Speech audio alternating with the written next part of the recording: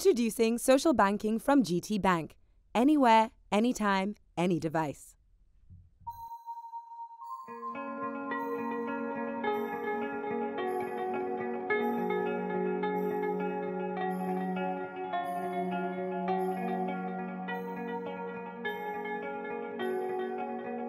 My name is Gossy Ukanwoke. I'm 24, turning 25 in a few months.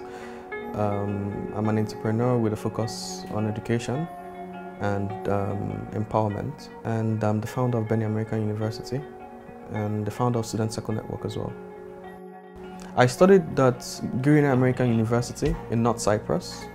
I graduated top of class with Bachelor's in Management Information Systems with a focus on business management. After university, I've always been an entrepreneur trying to set up social enterprises that can cater for specific inadequacies in the society.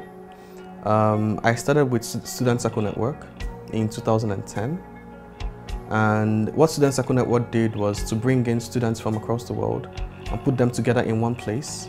And we provided over 10,000 academic resources from some of the best schools in the world, who are all members of the Open Courseware Consortium, for free, without having to pay any fees at all.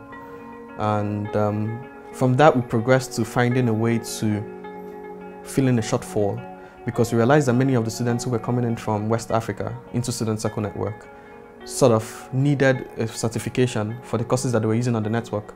So they don't want to just come use the network and then they're gone. They wanted to be able to get something to show for it. So we decided to find out why that was that way, and we realized that there was a lot of opportunities for us to help and get involved in the educational sector in West Africa in general. So we needed to find a way to build in something that can take in as many students as possible, and at the same time provide quality learning and with an international focus. In a sentence, American University is the answer to the educational shortfall question in Nigeria. American University is because we run an American system, we run an American curriculum, we run an American calendar. So we can actually have up to 3 semesters in a year. And with those 3 semesters, we can take in students with every intake and run the calendar that can allow us to be flexible with accommodating more students. We also have an African focus. And the other thing that we are doing is we are developing the hybrid system. So with the hybrid system, that's why we are here now. With the hybrid system, we are going to create specific centers across the region. So let's say we can have a center in Lagos that caters for the regions around Lagos. So what the centers would do is our students can actually go there because of the inadequacies of internet access. Our students can actually go there and use our internet access our course library resources. We have over 14 million books from JSTOR. We have books from Itaka, we have books from Spy Digital, and they are all accessible from our library resource online.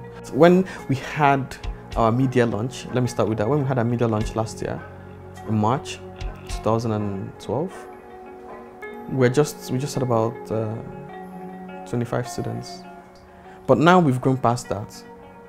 In Nigeria alone, we are